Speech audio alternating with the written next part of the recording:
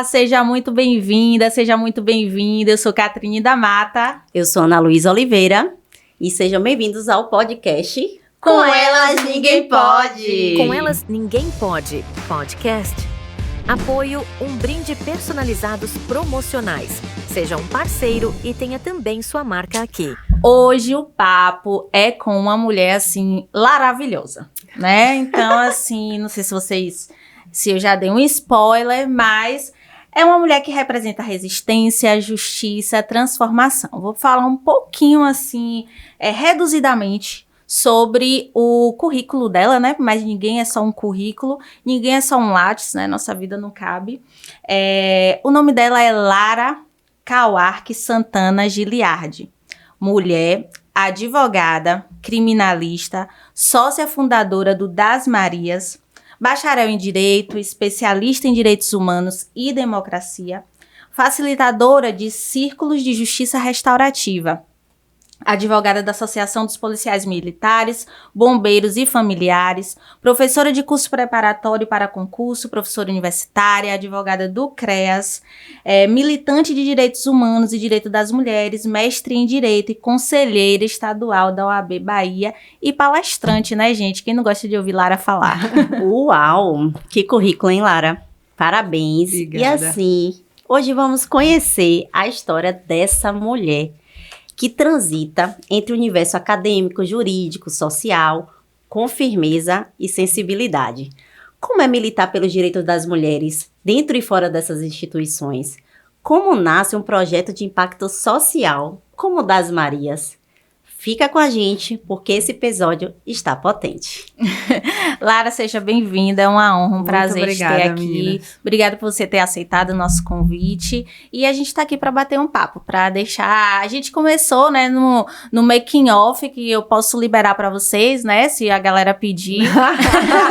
A gente já bateu um papo legal, mas a gente quer saber um pouquinho sobre você. Quem é você atrás do seu trabalho, atrás da toga, atrás de todo esse currículo que a gente apresentou? Quem é Lara? Então, a Lara, engraçado que toda palestra que eu coloco põe primeiro mulher. Então, a Lara é mulher sempre. Mas eu acho que a Lara eu acho que eu sou a pessoa que sabe ouvir. Sabe? Eu acho que eu sou uma boa ouvinte. Em que pese minha mãe dizer que eu sou tão militante que eu já nasci gritando. Eu lembro de pequena dizer ela, minha mãe, eu vou ser médica. Ela dizia assim, não, minha filha, você não será médica.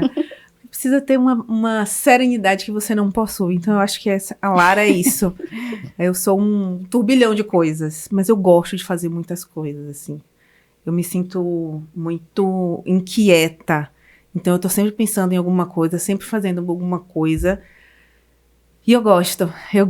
Eu acho que eu não teria um encaixe melhor na minha vida se não fosse uma advogada feminista de mulheres. Então, mas você falou que sua mãe, você falava que queria ser médica, mas o que te levou a ser uma advogada para mulheres? Para assim? mulheres. Por que os direitos humanos? Qual foi o caminho que fez você chegar até aqui? Eu vou te dizer assim, eu acho que eu sou uma construção de mulheres. Minha mãe foi muito marcante, minha avó, as minhas tias. Mas eu lembro que eu passei uma adolescência com um pai muito machista, mas muito conturbada, assim. Então, eu sempre fui aquela adolescente que já falava da população LGBTQIAPN+.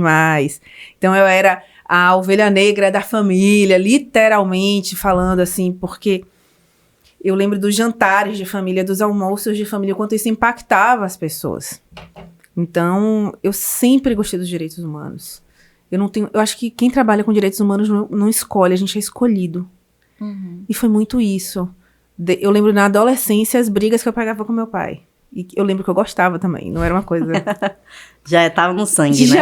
Eu não brigava porque eu não gostava. Eu acho que eu brigava... Eu gosto de brigar. Tá indo Não, bem. acho que você se inquieta com as coisas e não fica calada. Não, mas eu gosto mesmo de Gosta? brigar. Eu gosto. Uhum. Eu gosto. Tá aí um trem, eu gosto de brigar. Eu gosto. Eu persegui aqui, eu não sou tão ruim quanto eu pareço, não. Mas não é porque eu seja ruim, é porque eu acho que eu tenho uma característica que homens têm. Homens, de forma geral, eles gostam de contendas, de brigar. Sim. eu acho que eu gosto. Não, eu contei pra vocês o pequeno B.O. que eu passei essa semana, eu tava contando pro meu namorado, ele, rapaz, se sai de polêmica. Mas os amigos dele falam que o nome dele é Mal, o polêmico. Agora eu tenho que sair de polêmica. Mas é isso, eu acho que na nossa sociedade, polêmica com mulher parece que não combina. A gente não pode trazer isso, né? E trazer isso acaba se tornando um peso e a gente sai daquele lugar da sociedade, da mulher bonitinha, naquela característica. Isso. E aí, por isso que você incomoda. O incômodo Eu falei um negócio no podcast que eu gostava de poder. Eu gostava de poder, eu gostava de dinheiro. Eu também. Mas quem eu não gosto de dinheiro. E eu ouvi muito, assim, das pessoas... Que horrível, qual é o tipo de poder que você tem? Eu vi, gente, se fosse um homem dizendo isso, as pessoas iam achar o máximo. normal. Não, eu vou contar pra você. A Ana Luísa sabe, né? E, assim, da audiência, ninguém sabe disso. Mas eu me inscrevi no Big Brother Brasil. Mentira! Gente, eu tava doida pra contar. Porque aqui, rapidinho, no primeiro episódio, saímos para comemorar. E ela resolveu me contar que ia pro Big Brother. Eu falei, Catrine, você não ia me contar quando ia o nosso podcast ia ficar como? Não, mas eu não ia contar porque não podia contar, né? E depois que eu vi que eu não ia, que eu contei. E aí teve uma dinâmica. Eu participei dessa dinâmica em Salvador com a temida psicóloga do BBB. Ela conheceu o Boninho. É, verdade. Eu não entrei porque ele saiu, porque eu tenho certeza que ele me escolheu. E aí teve uma dinâmica, e uma dessas dinâmicas, minha irmã já tinha, a gente foi em dupla, né? Já tinha participado várias vezes. Ela falou assim, ó, pega uma característica ruim, que ninguém gosta, porque aí o pessoal, pra você chamar atenção.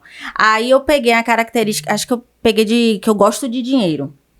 Aí eu falei que eu gosto de dinheiro, aí a psicóloga virou pra mim e falou bem assim, quanto é ser rico pra você? Eu falei, sei lá, 30 milhões.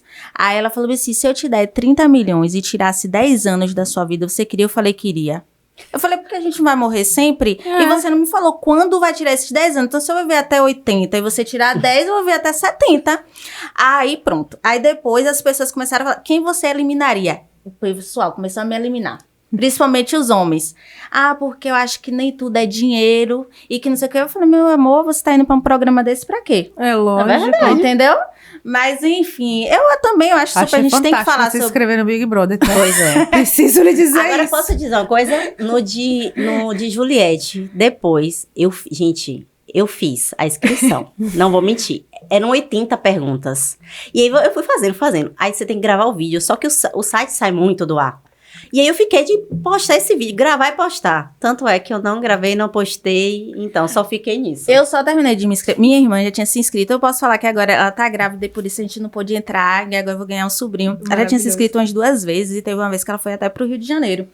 Aí eu falei, tu nunca entrou porque tá faltando vai ser em dupla. Aí, e quando eu comecei a me inscrever, eu tava em Florianópolis, o site não caiu. Eu falei, pra gente entrar, fia, a gente vai entrar. Eu sei que a gente passamos em 3 seletivas, fomos até outra seletiva, que vai que eu me inscrevo de novo, mas não vou falar qual é. Então, assim, mas eu acho que eu super entraria. E outra, eu falei até pros meus alunos, pode ser que no meu ano que vem vocês não me topem mais aqui, viu? Não, Ela só esqueceu de me falar, né? Mas tudo bem. Mas eu vou te dizer, é porque eu conheci a Catrine numa outra vida, quando ela era estudante. Né? Eu tô chegando num nível de velhice que quase todo mundo foi meu aluno, mas Catrine não foi.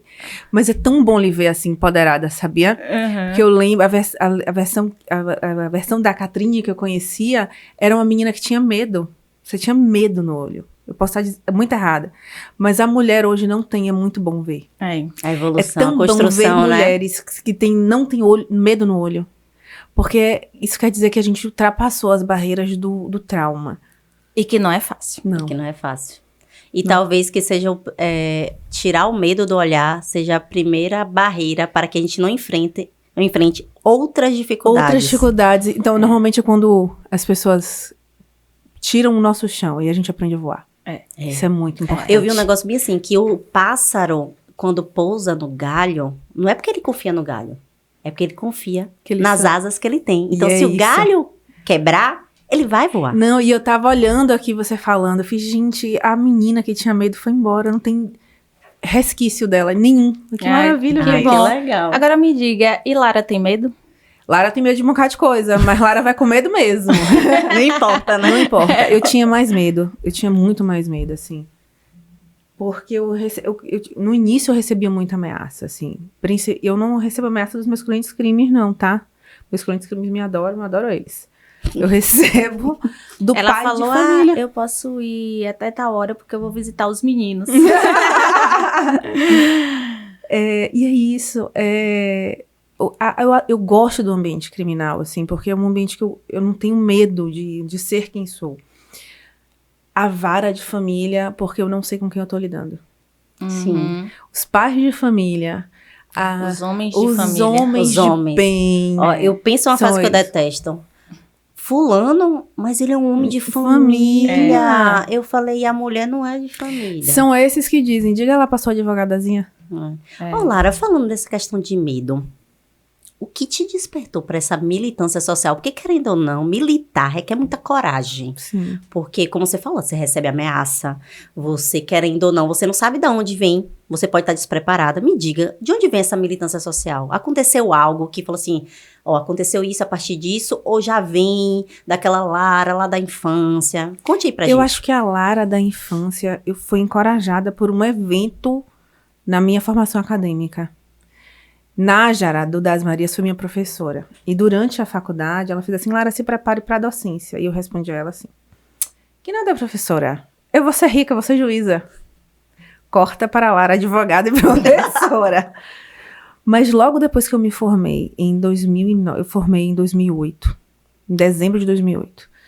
Em setembro de 2009, eu recebi uma ligação de Jurema Sintra, que era vice-presidente da OAB de Itabuna. Ela fez, e ela me colocou, que doidice. Ela me colocou como presidente da Comissão de Direitos Humanos na época. Eu peguei minha carteira, ela fez, tome. Ela fez assim, então você não é professora? Tanana, eu fiz, só. Ela fez, eu preciso de você, a gente vai fazer uma campanha de doação de sangue. Eu fiz, tudo bem, vamos.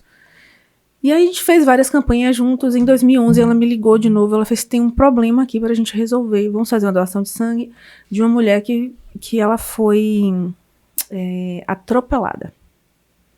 Quando a gente chegou lá, ela não tinha sido atropelada por qualquer pessoa. Ela tinha sido atropelada pelo marido dela. E aí quando eu soube disso, aquilo me impactou e nós atendemos juntas. Eu aprendi muito com Jurema. Porque Jurema foi advogada do GAPA, ela ainda é, do GAC, de todos os organismos de direitos humanos da região. E Era uma mulher de coragem. E eu fiquei muito tempo com Jurema. Então eu passei por todos esses lugares com a visão de Jurema. E aí a gente atendeu essa mãe junto, ela fez assim, mas ele é um homem bom, dava de tudo pra ela. Essa frase até hoje me martela porque é recorrente. E aí quando ela acordou, ela ficou outubro, novembro, dezembro em coma, na UTI. Quando ela acorda andando e falando normalmente. E ela abre o olho, a primeira pessoa que ela pergunta é, cadê meu marido? Uhum. E aí eu lembro que a gente coloca todo o nosso feminismo à prova, porque invariavelmente as pessoas vão dizer, ela gostava de apanhar. Sim. Porque a gente não compreende a pequeneza da violência psicológica. O júri dessa mulher foi apenas em 2021, gente. Eu acho que eu me recordo.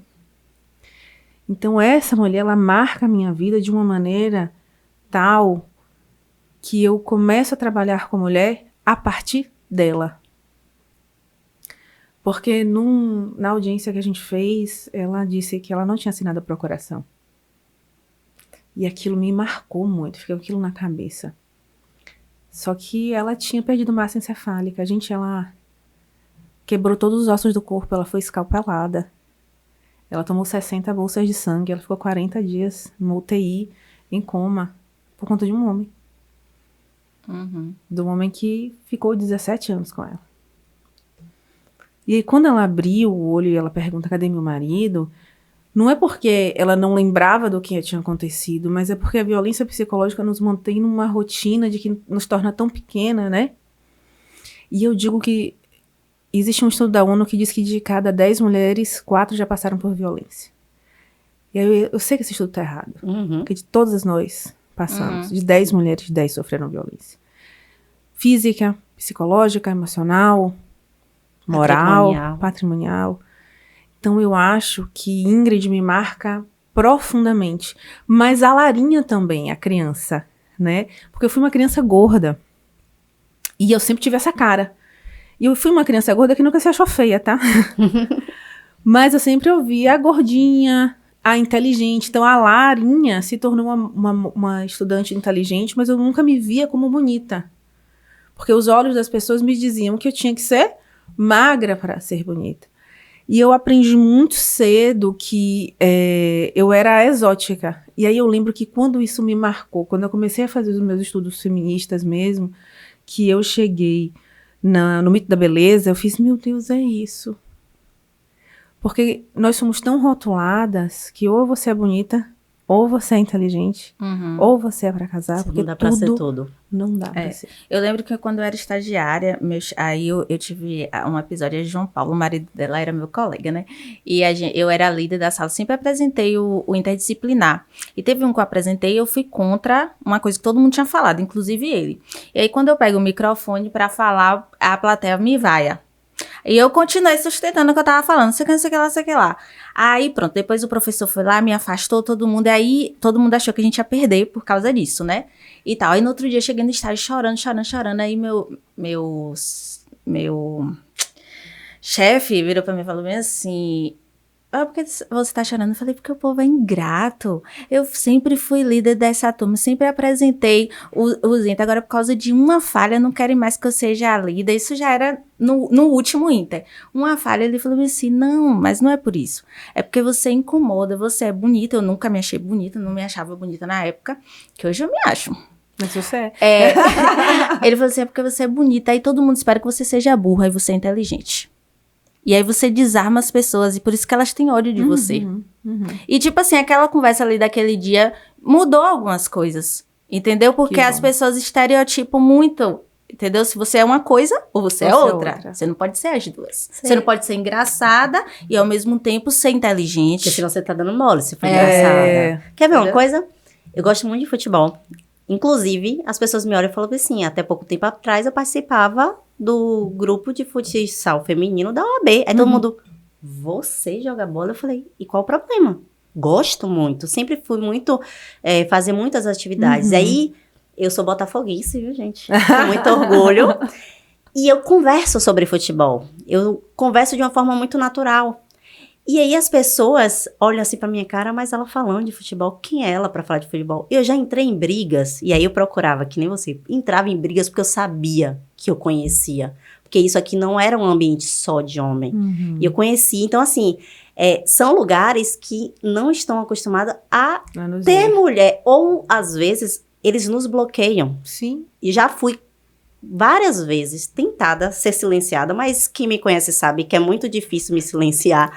E eu bati no peito e falei, não, eu conheço do meu time. Aí todo mundo fala, né? Eu não vou dizer de um time aqui, mas todo mundo fala, mas o Botafogo não tem título? Eu falei, mas a gente não torce por títulos. A gente torce por amor, por construção. Lógico. Minha família tem essa construção. Então, eu falando de futebol, mas pode ser de qualquer outra área, pode ser de qualquer outro assunto, mas tem lugares que eles impedem da gente entrar. Eles, que eu digo, eu não tô falando nos homens necessariamente, tô falando na sociedade como um todo, né?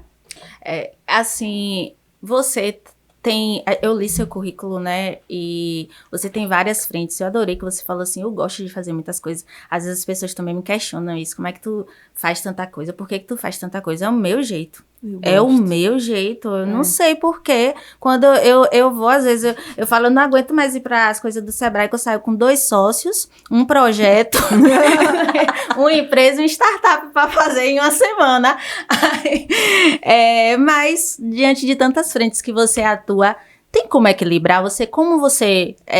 até pra gente ter, assim, tirar isso também, eu quero saber isso, como é que você equilibra tantas atuações, ou você não equilibra e tá tudo bem.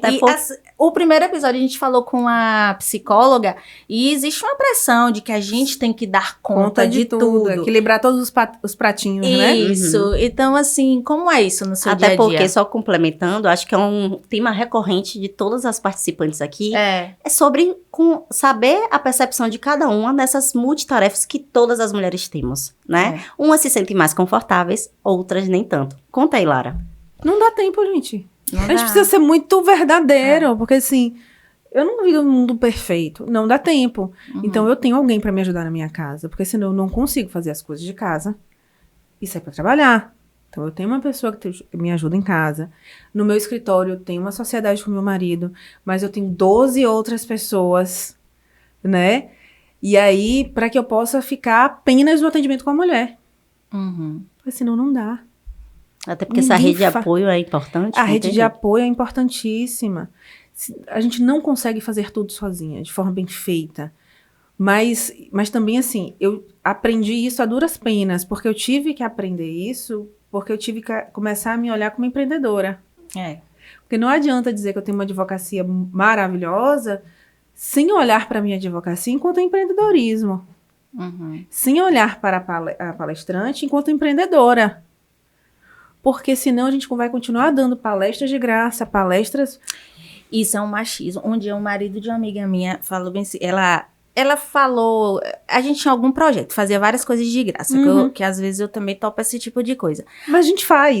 Aí ele né? falou assim aí acho que ela falou com ele alguma coisa e falou assim, amor, isso é machismo. Ele falou, machismo é o tanto de palestra de graça que você faz, tanto de trabalho de graça que você faz. E é verdade, entendeu? E é verdade, às vezes, porque a gente sempre tem que ter a disposição do tempo. Exato. Aí é uma coisa que desde a faculdade eu observo. Às vezes tem mais mulheres palestrantes que estão de graça, mais alunas. Aí quando você chega, quando você chega na universidade, como eu tô na UESC, por exemplo, tem mais professores homens. Porque eles têm mais tempo de estudar. Lembra do seu mestrado? Mais homens ou mulheres? Mais homens. Porque se você pensar na faculdade, nós temos mais mulheres. Por que na especialização, no mestrado e no doutorado, eu tenho mais homens do que mulheres? Porque normalmente dá a mulher assim, não, você já conseguiu o seu diploma. Especialização você não precisa, vai sair de casa. Então tem isso. Eu tenho uma pós-graduação presencial de Direito Penal e Processo Penal. E o último módulo da pós é meu, que é Aprendendo a Ganhar Dinheiro com a Lei Maria da Penha. Porque colocaram na cabeça do povo que não se ganha direito defendendo a mulher. Se ganha. É possível. E aí, eu trouxe um amigo, um querido amigo, que é Caio Rangel. A esposa dele era uma pessoa que valia a pena trazer. Janine Guanais. Ela é advogada e ela trabalha com imagem, impacto da imagem. E ela trabalha com branding. Ela vai estar dia 17 de maio aqui. Acho que vale a pena vocês conversarem com ela. Ela é fantástica. E aí, Caio olhou pra mim e fez assim... Ela vai estar naquele evento de Itabuna? Ah, sim. Ela olhou pra mim e fez assim... É a primeira pós-graduação que eu venho, que 90% é mulher. Fiz, que bom. Passou. Aí ele virou pra mim de novo e fez... É a primeira pós-graduação que é 90% mulher, Lara. Fiz, que bom, Caio. Ele olhou pra mim e fez assim, você não tá entendendo o que eu tô te falando, não? Eu fiz, não. Ela fez assim, a pós-graduação é sua. Elas estão aqui porque você disse que é possível ser especialista, ser mestre, ser doutora. É a representação de que uma mulher no direito penal existe. E eu demorei muito tempo para lançar produtos no digital. Porque eu acreditava que as pessoas não iam comprar o produto no digital. Ele fez assim, Lara, se você vende para o presencial, para o digital é muito mais fácil. Mas demorei. E aí, eu percebi que eu era o funil do meu negócio. Porque eu não tinha ninguém para organizar a minha vida. Eu não tinha ninguém para fazer as petições. Era tudo eu. Então, hoje em dia, eu já consigo atender as mulheres. A prospecção de clientes eu já deixo com a parte de marketing. E eu fico solta para desenvolver as teses, assim, e fazer o que eu adoro. Eu adoro dar aula e palestra. Porque a gente conhece muita gente, consegue atender muita gente. Você sabe que você estando nessa posição, você consegue alcançar muito mais gente. Porque o operacional, se a gente deixar, Engole, ele consome a gente. Estávamos tendo até um papo sobre isso, que a gente precisa entender que chega um momento que a gente precisa saber delegar. Não delargar, mas delegar. Até difícil, que né? É difícil, porque a gente se apega a um atendimento. Mas se eu não atender dessa forma, fulano não vai fechar, só eu que sei fazer. E liderar é você tornar quem trabalha com você tão bom quanto. Para que você fique em paz e siga levando o seu negócio para além. Que ele ande sozinho. Que ele ande sozinho, porque querendo ou não, ninguém sustenta. Uma hora você para, uma hora você endoida, porque não dá. Não dá. E eu tava até dizendo aqui pra você, eu falei assim, ultimamente eu tenho dedicado tempo a mim. E, consequentemente, o que sobrou? O trabalho. Porque a gente não tem como. Eu e Catri, no mês passado, no mês que foi Dia Internacional da Mulher, dedicado à mulher, a gente tinha pensado em várias coisas. Só que foi um mês que pareceu... Foi um maremoto na nossa vida. Rolo compressor. Exato. Março, dezembro e agosto, pra quem trabalha com mulher, rolo E compressor. aí, eu olhei pra Catri e falei assim, velho, a gente só chegou no Instagram do podcast e falou assim, gente, a gente prega muito isso no podcast, que não tem como dar conta de tudo, a gente não deu esse mês. A gente programou várias coisas legais, mas não deu e tá tudo bem. Tá tudo bem, porque estamos aqui nos propondo a fazer isso. E é importante a gente sinalizar. E assim, eu acho que a gente tem que bater mesmo, dizer que tá tudo bem, não tem como equilibrar. Não tem como, porque algo vai ficar de fora. E outra, nem que seja a sua culpa. Eu tenho 4 pessoas trabalhando no escritório pra mim. E hoje, de manhã, eu fui no médico, depois eu parei aqui no escritório, depois fui pra academia, e depois eu fui me maquiar, e vira e mexe, tá na minha cabeça. Eu não tô lá. Será que o povo tá pensando o quê? Que eu não tô fazendo nada? Que eu tô no... Gente, e A engraçado, culpa é eu tive várias sociedades e elas terminavam por isso, assim, porque as pessoas diziam assim, mas você não vem no escritório? Eu falei, mas eu tô trabalhando, viu? Eu não tô Fica parecendo que a gente tá em Maldivas curtindo, né? Eu falei, gente, mas a gente acorda assim que 30h vai dormir quando dá. Quando dá, nem falo. E aí é isso, eu acho que essa multitarefas, né, eu acho que é uma consequência da gente ter tido coragem, a gente não, lá atrás, ter tido coragem de enfrentar assim, não, a gente também quer esse E que dá espaço. certo. Aí, o que a sociedade fez, tá bom, vocês querem, né? Agora vocês têm que pegar também tudo, né? Chegou do trabalho, não tem descanso. Normalmente os homens descansam. Você chegou, vai cuidar dos filhos, vai fazer isso, né? Então, assim, nem todo mundo tem condições de contratar alguém, nem todo mundo tem condições. Então, assim, é uma realidade que, infelizmente, é mais normal do que a gente imagina. Mas a gente quer dizer pra vocês, mulheres, que tá tudo bem. Tá tudo bem, não dá conta de tudo. Eu, esse dia, estava me culpando. Eu olhei assim, me acolhi e falei assim, Ana... Calma. O momento não é o melhor, mas você sabe vai que me dar mata? certo. É que a gente vê os coaches na internet e fala assim, foguete não dá ré. Gente, dá. E agora dá, Dá. viu? Agora dá. Dá. Elon Musk Quando a gente disse é aí. workaholic, a gente pifa, Não. cansa, porque não consigo fazer tudo. Uhum. Eu falei com as meninas pela primeira vez, eu vou ter diarista fixa lá em casa, e aí eu botei no grupo das minhas amigas, assim, eu falei, gente, e pra minha mãe também, porque isso é uma coisa também familiar. Minha mãe tem uma coisa com casa, com limpeza, né? E assim, todas nós, são mais 2 meninas, 3 comigo, todas nós temos. Eu sou a menos porque eu trabalho mais fora, assim, né? Mas, tipo, eu gosto de tudo arrumado, gosto de tudo e tal. E aí eu falei, pela primeira vez, vou ter diarista fixa.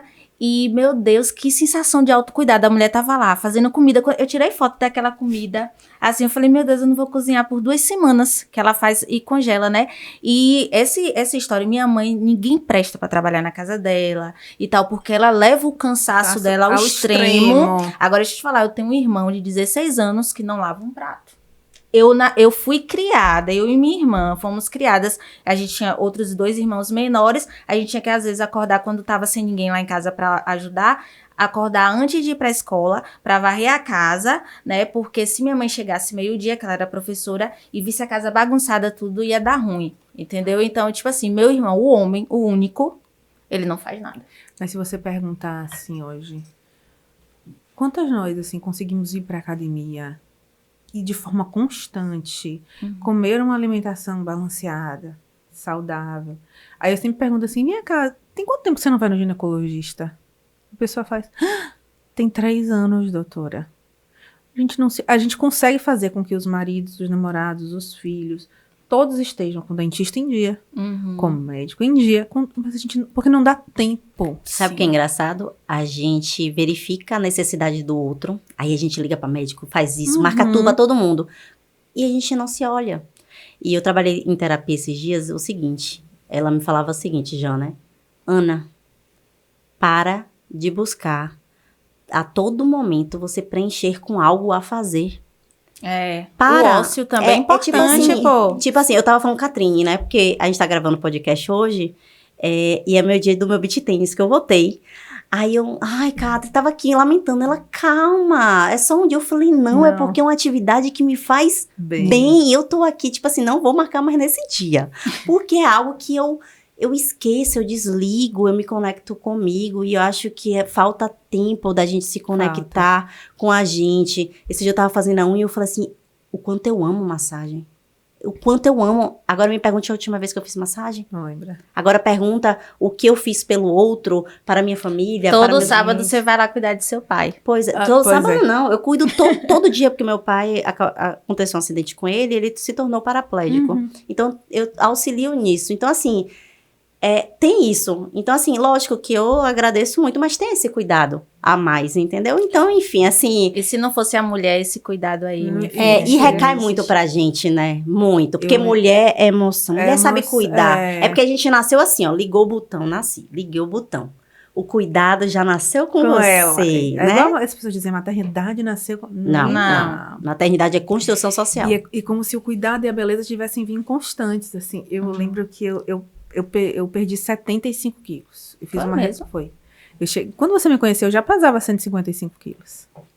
Nunca Perdi 70. É porque as pessoas me veem como mulher grande. Ó, como Sim, é porque você é alta. Lara, você pensa assim, Lara grande. Como eu sempre fui vaidosa. Eu sempre fui uma mulher vaidosa. Em que pese não dizer que eu me achava bonita, porque eu achava que as pessoas me achavam soberbo. Sim. E aí, quando eu fiz a opção de fazer a redução de estômago, e aí eu comecei a ir pra academia, regular a alimentação, tudo, eu lembro das pessoas dizendo assim, e agora? Que você não vai mais poder falar de corpo livre. Que você não vai poder mais falar de direitos humanos. Eu cheguei a ouvir milhares de vezes, assim, da mesma pessoa. Você não pode falar de direitos humanos, não, que você veio do privilégio. E eu lembro que essas frases acabavam comigo. Inclusive, eu ouvi. Você não pode falar mais, não, porque você emagreceu. Ouvi muito também...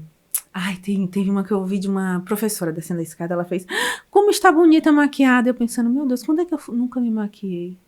Porque eu saio de casa maquiada, porque eu gosto. Quer dizer, quando eu era uma mulher gorda, eu era invisibilizada, porque ela não via meu rosto, ela via o meu tamanho. E aí, eu dei sorte de de dar muitas palestras, as pessoas vincularem a minha fala e não o meu visual. Isso, aí, se você pensar assim, Lara é o quê? Você vai pensar assim, Lara é grande, uma mulher grande, de alta, né? Mas eu pesei 155 quilos. Quando eu fiz a opção de emagrecer, as pessoas diziam assim, não faz não, você pode morrer na mesa. É só porque você vai ficar bonita? É só por causa de beleza? Não é uma questão estética. E ainda que fosse uma questão meramente estética, qual é o problema? Porque nós temos os homens que vão diariamente, de domingo a domingo, para as academias. E assim, é uma E escolha. todos os suplementos do mundo. E por que a gente tem que levar esse peso? Sabe o que é? Sabe? Eu sinto que nossas escolhas são cerceadas. Por exemplo, a gente não tem o direito de apenas escolher. Ou a gente nasceu... minha bandeira é essa, ponto. Eu não posso ter uma escolha que para a sociedade vai de encontro. Você escolheu, você falou assim, não, para mim, independente se é por estético ou não, eu quero fazer isso. E aí todo mundo te ataca. E de todas as formas. E como eu sou efetivamente militante, tem isso, né? Olá, doida dos direitos humanos, lá vai militante. É mais fácil atacar, eu dizia assim, era mais fácil atacar o feio. Sim. Então, Lara, a gente conheceu, né, essa Larinha, essa construção do que você trouxe. Mas assim, eu acompanho o seu projeto com as meninas das Marias. E eu queria saber como é que surgiu tudo isso. Eu sei que vocês já contaram no Instagram, mas assim, de onde é que veio tudo isso? Conta pra gente aqui. Nós somos professoras, né, de formação, de tudo. E aí, nós tivemos uma vinda de uma faculdade do nada. Aí eu lembro que Carol ficou com isso, inquietando ela muito. Ela fez assim, olha, nós vamos trabalhar para empoderar outras mulheres para que elas não passem por isso. Porque não é possível. E aí eu lembro que muito da preocupação de Carol era, mas nós somos advogados, a gente consegue. Mas e as outras? E essa formação? Cadê? Então, nós fomos arredondando das Marias, e o nome é MARIAXS, porque é para todas as mulheres. E a gente vai falar de toda a diversidade feminista, de todo o LGBTQIAPN+, né? Desse encaixe do Maria enquanto pertencimento ao gênero, efetivamente. das dificuldades que nos repassam enquanto mulheres. Então, nasce de uma necessidade de empreendedorismo feminino e de preparo de outras mulheres. Entendi. E assim, e qual a transformação você já viu acontecer através desse projeto? Cara, a gente fez um... Ai, é muito legal esse. A gente fez um projeto de acompanhamento de mulheres empreendedoras. E eu sou muito reta, inclusive quando eu atendo as mulheres vítimas de violência. Eu digo diretamente para elas, eu não sou sua amiga. Eu não vou pegar na sua mão. Eu vou te empurrar. Uhum. E aí, minha irmã, no empurro você vai pegar impulso e vai sozinha. Porque se eu ficar te amparando todas as vezes, você não aprende a caminhar. E isso, as mulheres tomam um susto de fato, assim, porque assim, meu Deus, por que você não é minha amiga? Porque se eu fosse sua amiga, eu não consigo pensar tecnicamente para lhe defender. Uhum. Então, eu sou sua advogada, eu vou lhe empurrar, você vai sair desse mundo de violência para aprender a andar. E nós tivemos uma empreendedora que tinha um salão. E aí eu lembro que ela ia pro salão, ela não dava tempo dela se arrumar. Sem se arrumar, sem se preocupar com o fluxo de caixa. De dinheiro que entra, não ser o dinheiro dela. Mas o salão tem meu nome. Fiz, então. O salão tem seu nome, mas ele não é seu. Você, né? Ele não é você, ele não é seu CPF, ele é seu CNPJ. E aí eu fui falando para ela na necessidade de você preparar para vários atendimentos. Então, qual é o seu público-alvo? Porque também é difícil da gente encontrar. Uhum. E aí eu lembro que a gente foi falando, nós tivemos 4 encontros, e ela deu azar, a sorte dos 4 serem comigo, assim. Sim. Ela dizia assim, mas as outras falam mais doce. Eu falei, mas eu sou mais direta, vambora no que dói, são só 4 encontros. E aí toda vez que ela me encontra hoje, ela faz, então, eu vou arrumada pro salão, tá? Eu já tenho um bolo, um cafezinho, eu fiz, e aí, aumentou o público? Ela fez, aumentou. Fiz, lógico. Lá no escritório, eu digo que o meu escritório é um escritório boutique. Por quê? Porque você entra, não é um escritório. Eu não tenho uma recepção. Eu não tenho nada. Você vai entrar numa casa. E aí eu tenho um bolo, eu tenho um biscoito, eu tenho um sofá. Eu tenho uma televisão boa, eu tenho uma cadeira acolchoada boa. Para que a minha cliente entre e sente. Se o atendimento for comigo na minha sala, eu tranco a porta. Eu ponho um óleo essencial. Eu, na anamnese dela, eu faço com algumas perguntas que já me direcionam para qual o problema dela. E aí eu escolho o óleo direcionado a ela. Isso agrega valor. Sim. Né? Então, toda vez que alguém me diz assim, mas você cobra muito caro. Eu fiz, não. Para o que eu ofereço, eu lhe entrego valor e não preço. Exato. Né? Então, fazer com que essas mulheres compreendam que essa entrega de valor é diferente do que você dar um preço mais barato, pra gente valeu muito a pena. Foi essa. E uma vez uma moça, a gente conversando sobre violência, e aí eu lembro dela conversando, e eu tenho uma amiga muito querida, que a gente faz encontros semanais. Ela olhou pra mim, Lara, fica quieta com seu bocão de crocodilo. Eu tenho um bocão de crocodilo. Aí, a gente falando das violências, ela fez, eu passei por isso. Aí a pessoa fez, eu não disse pra você calar a boca com seu bocão de crocodilo? Ali eu aprendi o que era responsabilidade no dizer a violência. Porque minhas clientes me perguntam, elas falam o caso todo e fazem assim, então, qual foi o tipo de violência que eu sofri? Eu fiz, eu não sei, você que vai me dizer. Porque eu passei por isso. Porque no meu bocão de crocodilo, você passou lá. Por isso, ela não. Depois que eu expliquei o que ela fez, eu sofri. Eu lembro que esta pessoa, que é do meu rol de amizades, ela ficou 6 meses, é onde ela me viu, ela faz assim, mas vocês têm certeza que aconteceu isso comigo? Ela dizia assim, eu tenho. Você tem certeza que aconteceu? Ela não processou aquilo. Ela precisou de 6 meses de terapia pra dizer, eu fiz, então... Não, identificar é difícil. Fiz, então... É porque tá dentro, né? Então é muito difícil. Fiz, então, quando a minha cliente chega, eu não posso fazer isso com ela. Porque eu vou botar um dedo numa ferida que eu não vou conseguir fechar em 1 hora.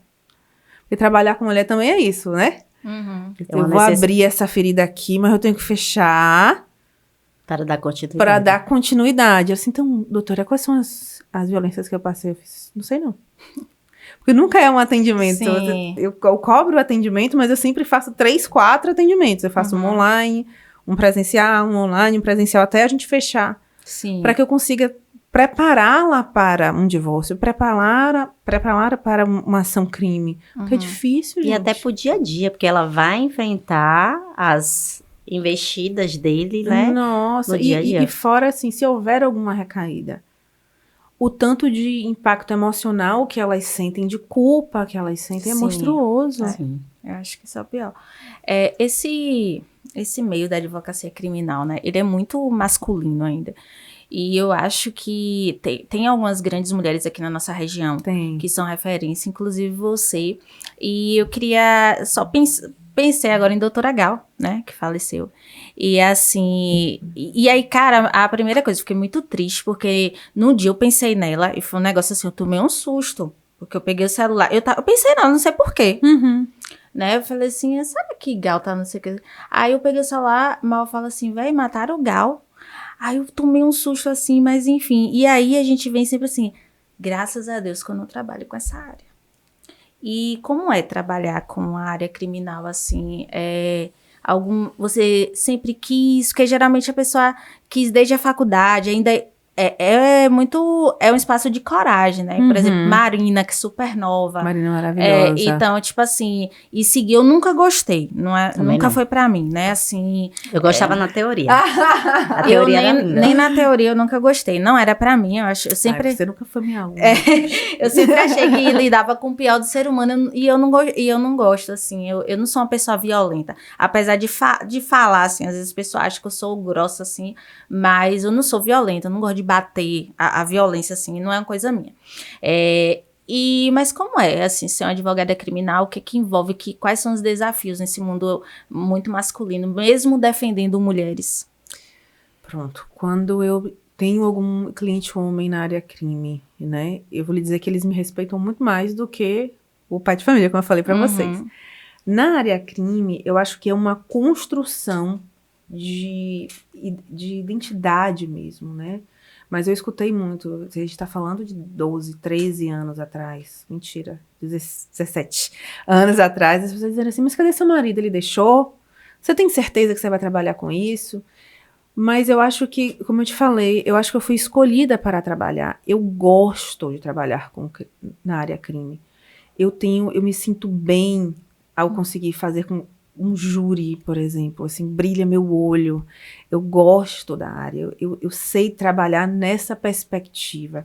Mas eu acho que nós precisamos desenvolver alguns cuidados que talvez para o homem eles não tenham, né? Assim, não dar carona para cliente, mas isso vale para o cliente da vara civil, de família, Sim. quanto para o cliente da vara crime.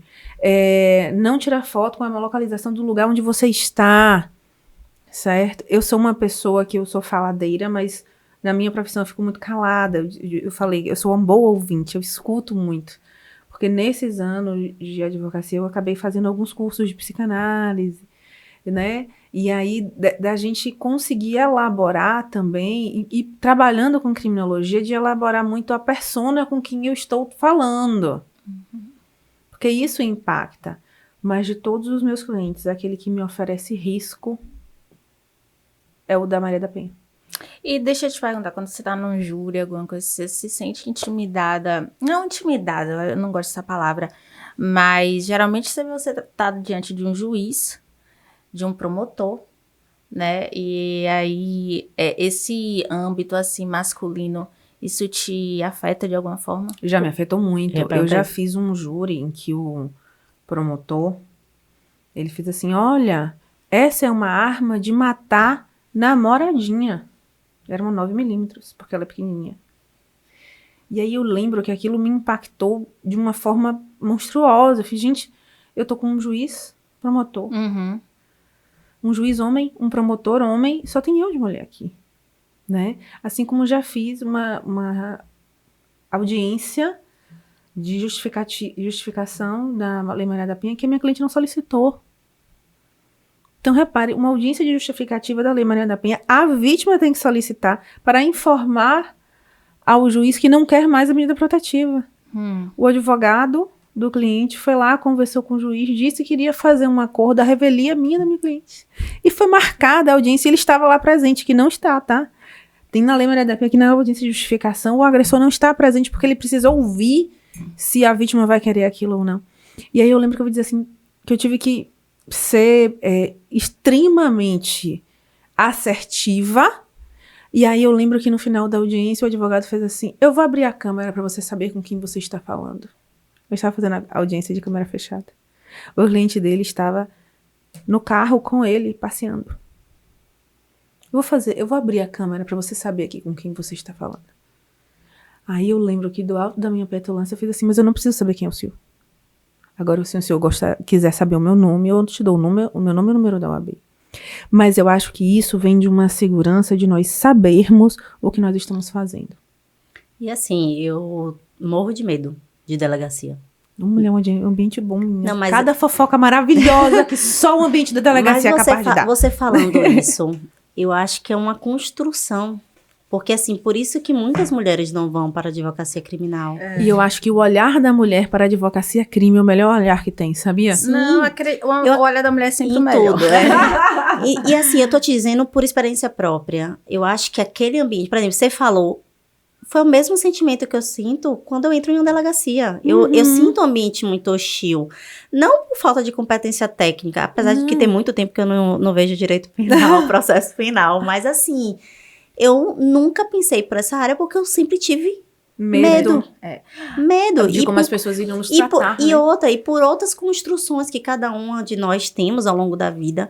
Então, refletindo assim, realmente impacta diretamente até nas nossas escolhas. Com certeza. Tudo bem que, como eu te falei, eu sempre gostei de direito penal. Na teoria, né? Mas na prática, eu já sabia, não é pra mim. Mas eu acho que de forma geral, porque a gente pensa no professor de direito penal. Porque normalmente é professor. Nós temos poucas professoras de direito penal e normalmente elas dizem, mas eu só sou professora. Não, eu advogo na área crime. Tem isso. Eu gosto da área crime e eu digo pra todos os meus alunos, pra trabalhar na área crime, pra trabalhar com direitos humanos. Sabe a música Pesadão? A gente precisa ser pesadão. E pra ser nada. E pra ser advogado hoje em dia precisa ser pesadão. E aí pesadão é pesado de estrutura técnica. Você precisa saber o que você está fazendo e você precisa conhecer o seu estatuto. E outra coisa, rapidinho, Catri, é só pra não perder o fio. Eu até tinha comentado com o Catri o porquê que as pessoas sempre vão para os bacharéis em direito, né? Sempre vão para a área do concurso. Porque eles não veem muito advogado como professor e muito menos a advogada. Imagine na área criminal. Por exemplo, todos os meus professores de penal, processo penal, foram homens. Então não tinha referência nenhuma. Quando eu saí da faculdade, estava saindo, que tinha entrado uma mulher. Então, essa representatividade também faz toda a diferença nessa construção. Lá na UESC, a gente está com a professora nova, a professora Paula, e ela é advogada, ela é de Minas, e ela advoga num escritório grande lá e tal. E aí ela fala assim, engraçado, eu sempre gostei de direito penal, eu sou uma reconfessa. Mas, voltando ao que você estava falando assim, apesar, né, do direito penal e criminal ele ser mais machista e tal, mas o machismo está em todas as áreas do direito. E eu resolvi não me calar mais. Eu tenho um processo contra 2 advogados que eu ganhei indenização por danos morais, porque eles me denunciaram na OAB injustamente. Quando eu fiz a defesa mostrando que o errado era eles desistiram. No dia, quando eu apresentei a defesa, eles pediram desistência do processo de ética. E aquilo tinha me abalado. Pô, velho, nunca tive o que processo administrativo. Tudo poderia acontecer. Liguei pra Liane, que é a conselheira. Eu falei, velho, o que pode acontecer num processo desse e tal? Aí eu falei, depois que eles desistiram, eu falei, deixa eu olhar aqui. Aí eu fui pro penal. Falei, fulana, me ajude aí. Isso é o quê? Calúnia, injúria, difamação. Ela falou, isso é denunciação caluniosa. É denunciar um profissional, você sabendo que ele não tem culpa. E isso é um crime de representação incondicionada do Ministério Público. Eu entrei com a ação, eu fui no Ministério Público, denunciei. Um deles tinha mandado mensagem para mim dizendo que, vou fazer você engolir cada palavra. Denunciei. Eu registrei o BO por ameaça e coloquei os 2 e ganhei indenização por danos morais. Recorreu, mas eu impugnei a gratuidade de justiça, que os 2 são funcionários públicos, inclusive. E assim, eu conto essa história porque antes, aí minha mãe fala assim, tu viu que a advogada morreu. Eu falei, mas sabe por que eu fiz isso? Depois, ele ficava fazendo cara de deboche pra mim, depois disso parou, nem pra minha cara olhar mais, porque se a gente abaixar a cabeça, pisa. Quem não faz, toma. Entendeu? Eu já botei isso na minha cabeça, velho. Não, ninguém vai ficar pisando e pronto, e acabou, não. E eles vêm muito por essa questão do medo, né? Tipo assim, eles causam medo pra que a gente recue. E aí a sociedade, como você falou, sua mãe falou assim, deixa isso pra lá, tem advogada morrendo. E aí, realmente, muitas pessoas recuam. A gente passa por... Gente, assim, se eu dissesse pra você as coisas que eu já passei, é um negócio... Chega assim, mas... Dá vontade de desistir. Eu já fui advogada que uma colega colocou... Mas a gorda disse que não ia causar problemas dentro de um contrato, pô. Meu Deus do céu. Era um acordo para homologação. Eu lembro disso, eu penso nisso toda hora, você aqui, mas eu não queria falar, porque eu achava que poderia trazer alguma... Não. E aquilo pra mim foi extremamente chocante. Eu não sabia. Foi extremamente chocante, A gorda assim. disse que não ia causar problemas. Eu lembro que eu liguei pra ela, fiz, colega, a gorda de quem trata aqui sou eu. Aí eu vou perguntar de novo. A gorda de que está falando aqui sou eu. Aí na terceira vez ela fez, prezada, você está querendo se machucar porque você quer, porque eu também sou 20 quilos mais pesada. Eu fiz, doutora, eu não estou dizendo isso. Estou perguntando se a gorda que você está se referindo aqui sou eu. E aí ela não me respondeu. Lógico que eu sabia que era eu, era óbvio. Mas para mim é uma estrutura tão maluca, tão desproporcional. E assim, é aquilo que a gente fala, que nós somos rivais, aprendemos a rivalizar com uma outra, porque eu lembro que quando eu cheguei para tentar esse acordo, eu imprimi muito, eu preciso que você me dê aqui, me fale, vamos aqui. E eu fui apertando ela pra gente fazer o acordo.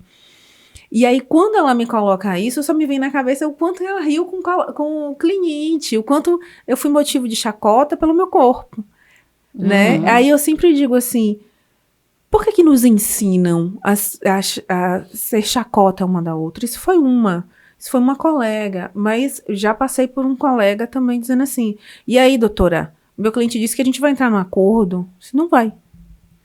Já entrei numa audiência de um colega, diz assim, senhora sabe o que vai acontecer aqui, né? Se a gente não entrar num acordo, esse processo vai morrer. Eu tenho 5 anos de experiência, eu tinha 15 anos de advogada.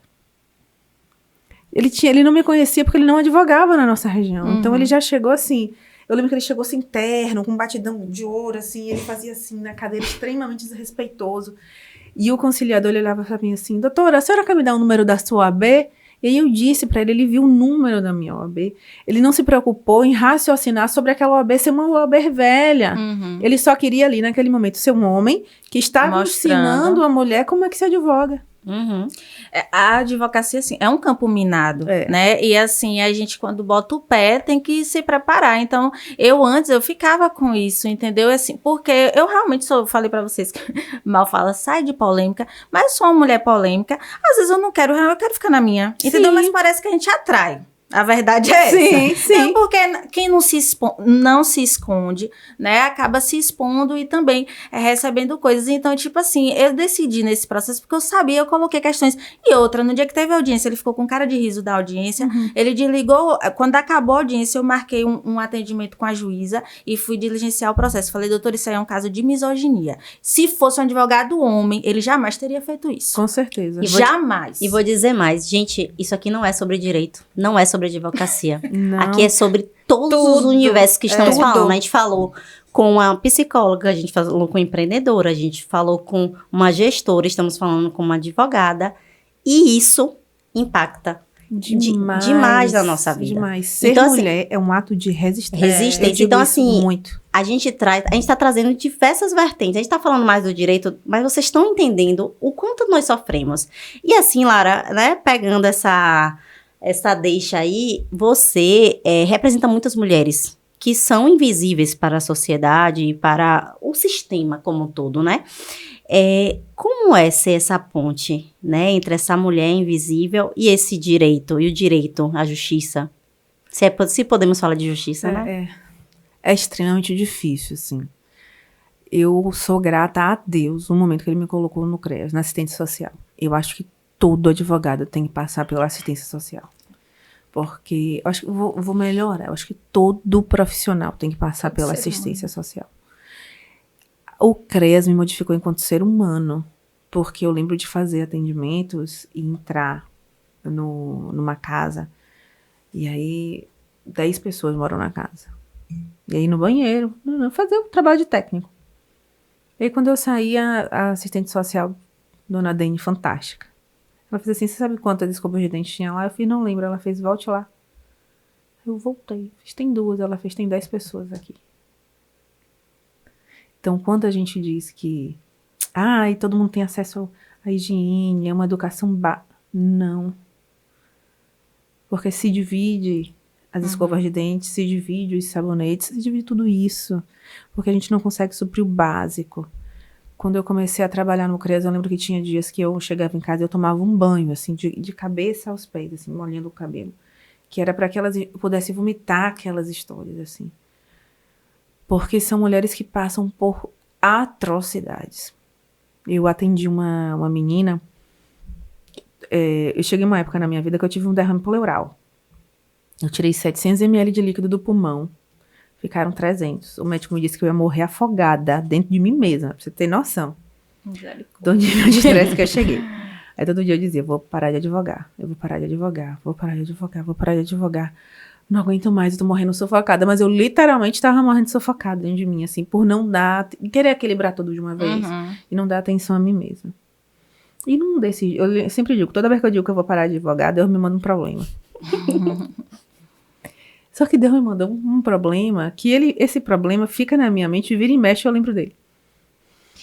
Eu atendi uma menina debaixo de um pé de manga, em um distrito, que demora 1 hora pra chegar. E aí a psicóloga atrás de mim, ela fazia assim, não chora não. A vontade que eu tinha era de sair gritando, chorando. Era um caso de estupro de vulnerável, depois eu conto a história pra vocês. E aí eu perguntei pra ela, você tá feliz agora? A menina de 8 anos, 8 anos, fez assim pra mim, eu não sinto mais dor. Depois dessa frase, eu lembro que eu não consegui raciocinar sobre o que ela falava. Porque uma menina de 8 anos dizer que ela está feliz porque ela não sente mais dor, porque ela era utilizada pelo pai. E aí eu lembro que esse pai, quando foi preso, essa criatura, ele dizia assim, mas eu nem doía muito, eu não coloquei tudo. Tem escrito no inquérito policial. Em escrito isso no inquérito policial. E aí eu desenvolvi habilidades no CREAS que eu não tinha lugar nenhum. E aí eu lembro que eu pedi no CREAS, pedi pelo CREAS. Eu fiz, o que é que você precisa para ser feliz? Ela disse assim, que tira o nome desse homem aqui, ó. Não quero o nome desse homem, ela queria retirar da certidão. Aí eu lembro que eu entrei com um processo, com o princípio, né, da melhor proteção à criança, e eu lembro que eu coloquei uma teoria feminista de que mulheres são objetos desde o nascimento, e homens acham que podem nos utilizar desde o nascimento. Porque ele começou a utilizar essa criança aos 4 anos de idade. E ela tinha 8. E aí o juiz deu a liberação. Eu lembro que aquilo, pra mim, foi uma sensação de obrigada a Deus, assim. E aí, essa sentença demorou 5 anos pra sair. E aí, quando eu entreguei, ela fez assim, conseguimos. Ela já tava com 13, né? Ela fez assim, obrigada, eu vou tirar minha certidão nova. Vou poder assinar meu nome sem o nome dele. Gente, isso é... transformador, né? Mas impacta, isso nos dói. Assim, eu trabalho com mulher, mas elas deixam em mim pedaços, assim. São pedaços enormes que fazem parte de mim. Aí todo dia que eu penso, assim, eu vou desistir. Você quer saber de uma? Eu abro empresa.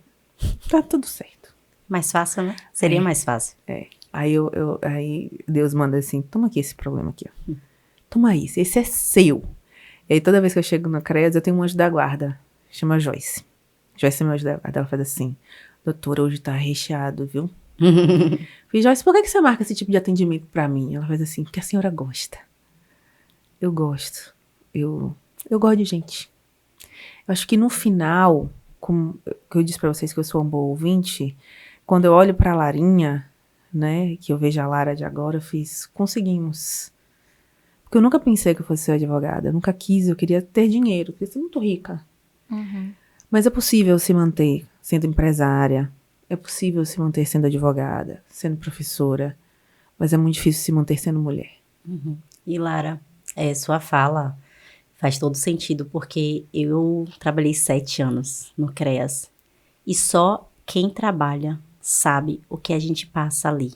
A gente, como profissional, de ter que sair dali e ir para a advocacia, é como se a gente tivesse que desconectar tudo que a gente ouviu. E tinha dias que não dava. Não dá. Porque não eram só 4 anos, às vezes eram uma criança de 2 anos. Era uma mãe que vinha de uma delegacia sofrendo violência institucional, porque as pessoas não viam que ela estava dentro de um ciclo de violência também. Então, assim, como você falou, eu me tornei um ser humano muito melhor depois que eu passei pela assistência social. E de uma forma única, porque o CREAS ali é um ambiente que é invisível. Acaba sendo invisível porque é muita violência, é muita dor. E que bom que temos profissionais assim, muito humanas, porque tenho certeza que eu transformei, você transforma, e as pessoas que trabalham também transformam, porque a gente precisa dessa rede, desse olhar diferenciado, porque faz muita diferença, né? Você trabalha, quando você conta as suas histórias, né, do CREAS, da sua advocacia, você trabalha diretamente com direitos humanos. E a gente vive momentos perigosos. Tenebrosos. Perigoso foi gentil. Eu acho que é. Perigosos. Às vezes, tipo assim, eu falo, meu Deus, eu queria, assim, ser ignorante, que é uma bênção. Né, porque quando você começa a se dignar, a pesquisa foi um lugar, assim, depois de um tempo com terapia e tal, hoje eu consigo colocar na pesquisa as minhas insatisfações, as coisas que eu acho, né, não com fundamento científico, para não estar discutindo com um e com o outro, porque também as pessoas, elas são ignorantes porque elas querem, e assim, aí a minha palavra é a seguinte, eu sou professora, minha hora é paga, se você quiser que eu te ensine, né, mas fora isso, deixa cada um dentro da sua bolha. Mas o que você acha, assim, que nesses últimos anos existiram mais avanço dentro aqui da nossa região, né, essa atuação da OAB, ela tem sendo significativa da própria assistência social enquanto um braço do SUS, né, o que você me diz disso, assim, para auxiliar, né, para os direitos humanos? Eu acho, Catherine, que nós estamos num momento em que o tecido social foi rasgado. Então, nós temos uma visibilidade maior para o preconceito. As pessoas perderam a vergonha de ser preconceituosas, porque antigamente elas tinham vergonha. Então, agora é tudo mimimi. Porque não pode falar nada porque o politicamente correto é um saco. E enquanto professora, eu sei que o processo de educação ele é um processo que demora. Ele é um processo que muitas vezes as pessoas acham chato, mas é preciso bater, sabe? É preciso que as pessoas saibam. Tem acesso à informação. Gente, as pessoas não sabem ler. As pessoas não têm, né? Elas estão ignorantes porque elas procuram as mesmas coisas, o algoritmo só mostra a elas as mesmas coisas e elas não pegam um livro. É para além. Quando o tecido social está rasgado, que ela só procura a mesma coisa, ela vai falar da mesma coisa e ela vai encontrar eco. Então, quando chegam pessoas como nós, que traz o diferente, isso dá um medo, um espanto, e é literalmente o que Chico falou, jogar pedra na Geni. Então, nós estamos ali nesse momento de apedrejamento, efetivamente. Mas eu acho que existem marcos que a gente não pode perder. Eu sou apaixonada pelo sistema OAB. Eu acho que a casa, a instituição OAB, que eu digo a nossa casa, ela tem o nome de Casa das Liberdades, não é à toa, porque nós somos o último e o primeiro pilar estendido para manter a democracia.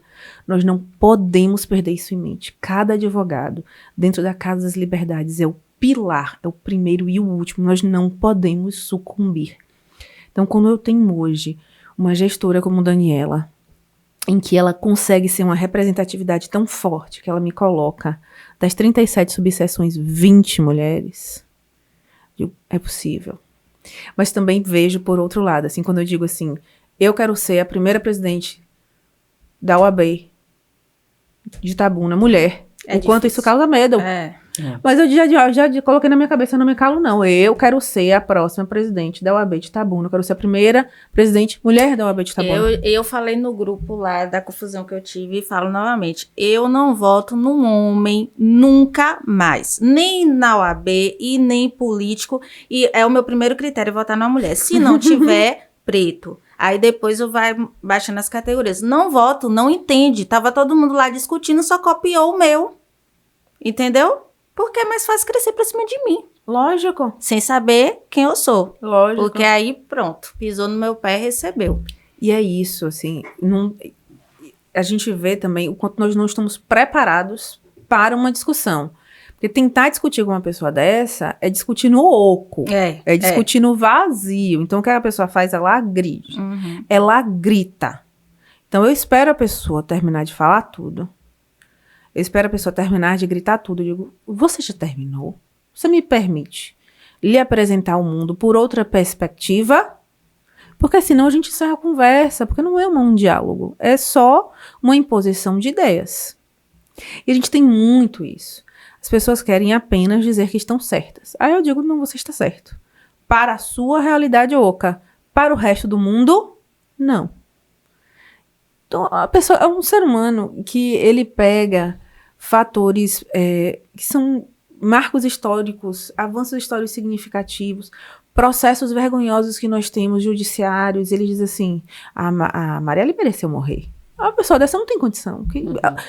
Eu parto do princípio que ninguém merece morrer. Sim. Uhum. Em qualquer circunstância. Até porque tem o direito para isso, Exato. Né? Então, as pessoas estão mal acostumadas. Né? Mas é a lei isso do talião, agora olho por olho, dente por dente. E é um processo de construção da sociedade. Sim. Né? Então, mulher não presta, mulher é burra, mulher é boa apenas para ficar dentro de casa. Mas o que me assusta é que nós estamos nesse tecido social tão rasgado que nós estamos formando algoritmos para informar isso. Então, nós temos mulheres extremamente inteligentes, belíssimas, que elas agora fazem pão. Sim. Num Instagram montado para nos fazer acreditar que ela fez o pão do início, ela fez a manteiga do zero. Ela cuidou das 5 crianças que ela pariu em parto normal, natural, humanizado via vaginal. E que agora ela vai fazer açúcar da cana-de-açúcar. Numa roupa em que ela tem babados até o punho, até o pescoço, em que ela bota um avental e ela acha que é lindo. Mas ela não mostra atrás. Ela não mostra que ela tem uma outra pessoa cuidando da casa dela, cuidando dos filhos dela. Ela não vai mostrar. Uma estrutura financeira que ela pode se permitir dizer, eu não trabalho, mas é a vírgula. Eu não trabalho fora da minha residência, mas o meu Instagram é minha forma de renda. Em que eu tenho homens com a barba aqui, agora. A gente tá voltando para a medieval. E assim, Lara, é importante falar isso. Você trouxe essa questão de ser conselheira, dessa transformação social que a gente vem buscando, né, em ocupar esses espaços, porque assim, a gente só muda se a gente estiver dentro desses espaços. Sim. Porque enquanto o homem estiver julgando, legislando, a gente não vai mudar. E assim, como você enxerga, Lara, a presença feminina nesses espaços de poder, dentro da advocacia, como um todo? Ainda é ineficiente, porque a gente ainda concorre para vice. Ai. Então, concorrer para vice não é... Eu não posso permitir bater palma, eu tenho que reter o coeficiente dos 30% da política. Gente, enquanto o coeficiente for apenas um marco para ter uma admissibilidade eleitoral, não existe. Eu tenho que concorrer efetivamente na cabeça da presidência. Eu tenho que estar ali efetivamente para ganhar a legislatura enquanto vereadora, enquanto deputada, enquanto senadora. Senão eu não vou para frente. Não, lá na outra eleição de 2020 eu trabalhei, né? Na primeira vez que eu trabalhei no eleitoral, primeira e última, foi horrível, não gostei. Isso é ruim. Né? Ainda mais cidade pequena, não existia a hora, né? Todo mundo lá na minha porta. E aí, na outra, na de 2020 eu trabalhei, depois teve que campanha. 2020... Agora, não foi? Foi. Aí eu falei assim, 24. que eu não queria trabalhar. Não queria trabalhar, mas que eu ia votar na mulher candidata. Né? E efetivamente no dia assim eu fui apoiar e quando eu saí de casa o outro candidato era vermelho, né? E a rua tava toda vermelha. Só tinha eu com a camisa rosa e mais umas poucas pessoas assim e tal. Mas eu sustentei até o fim, o que eu pude fazer, entendeu? Eu acho assim que isso é importante também. Aí eu tava até falando essa semana com um colega meu, o que é que acontece? Que a política vai lá e copita os atores, porque aí quando ganha alguém, aquelas pessoas que batiam, que é o defensor do meio ambiente, o do não sei o quê, tá todo mundo trabalhando na prefeitura e ponto, cala. Eu prefiro ser uma cidadã, que eu posso falar o que eu quiser, entendeu? Reclamar do que eu quiser. Né? E votar nas coisas que eu acredito. Pronto, agora eu só voto em mulher. Ah, se não tiver, tá bom. Depois vem pra minha ordem de homens pretos. Aí depois ver também a história, que não é porque só, né, a questão da cor, da história, porque existem pessoas também que não se reconhecem, não é só... Fator representatividade, exatamente, né? Então, assim, eu acho que a gente tem que começar a pensar sobre isso. Comprar de mulheres, votar em mulheres, né? Acreditar, né? Porque senão a gente nunca vai mudar. Eu sempre falo isso, assim, gente, se você tem uma empreendedora que ela vende um blazer por R$300 e a Renner vende o mesmo blazer por R$300, compra da pequena empreendedora. Sabe? Compra da moça que saiu para São Paulo para poder vender. Compra dela. É a mesma qualidade, é a mesma coisa. E é isso, assim, eu sempre questionei por que a OAB sempre coloca nós como vice ou como diretora, enfim. E sempre foi um questionamento, eu fico indignada porque porque eles não podem ser o vice e a gente ser, né? Tá ali na frente. E assim, lá no escritório eu contrato apenas mulheres, eu sempre foco em dar prioridade a mulheres, porque é a forma que eu tenho como fazer para que a gente possa nos auxiliar nessa união. E aí, bora pro bate-bola, bate-bola. Então, assim... Acho que já tem mais de uma hora que a gente tá aqui conversando, assim, ó... Eu já até cansei. A gente disse que a gente não ia falar sobre advocacia, sobre direito, mas eu acho que é importante a gente trazer aqui, porque não é nesse meio que deveria ser um meio que deveria ter igualdade, deveria ter várias outras coisas, e não tem, porque a gente também sofre dentro desse meio, né? Ficou bem claro disso. Muito. Mas, assim, muito obrigada, Lara, por isso, por essa profundidade. Mas ainda não terminou, tá bom? O bate-bola que a gente vai entrar agora é algo muito rápido. A gente vai fazer uma pergunta e o que vier na sua mente, você fala, tá bom? Combinado. Combinado? Bora? Bora. Preparada? Então, vamos lá. Responde a primeira coisa que vier na sua mente.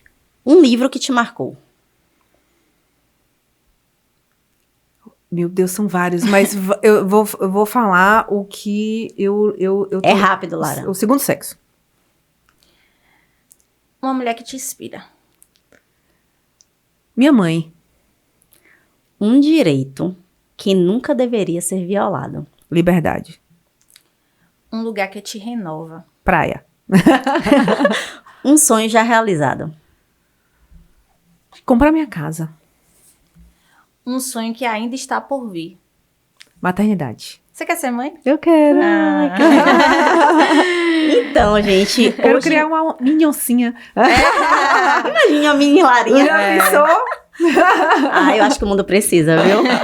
Então, gente, hoje mergulhamos em uma conversa poderosa sobre justiça, empatia, resistência, militância e a importância de ocupar espaços com propósito.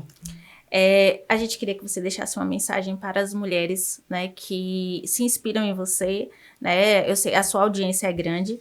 E, assim, aquelas também que não te conhecem, que vão passar a se inspirar a partir de agora. Eu quero que você deixe como essas mulheres, elas também podem transformar o mundo, não só a partir da sua profissão, mas a partir de quem elas são, verdadeiramente. Se você puder deixar uma mensagem. Eu acho que ser mulher é um ato político de resistência. Nós precisamos saber disso e nos empoderar disso. Nascer mulher é um ato de liberdade, empoderamento e resistência. Nós somos multiplicadoras, ninguém multiplica mais do que a gente. Então, o ser mulher é algo que, para mim, é divino, sagrado, potente. Que sejamos mulheres. Ai, uau! E assim, Lara, em forma de agradecimento, a gente tem uma lembrança, porque temos parceira nova. E, gente, eu sou leonina, eu adoro presente, gente. Então, sou a leonina que habita e me ama. Então, como agradecimento à sua participação, estamos te presenteando Muito obrigada. com um brinde da Um brinde! Ah! Nós somos parceiras da Um Brinde, mulheres aí apoiando mulheres. Vamos fazer um brinde, né, gente? Elas merecem. Todos os nossos personalizados são da Um São Brinde, da viu? Tchim. Vamos.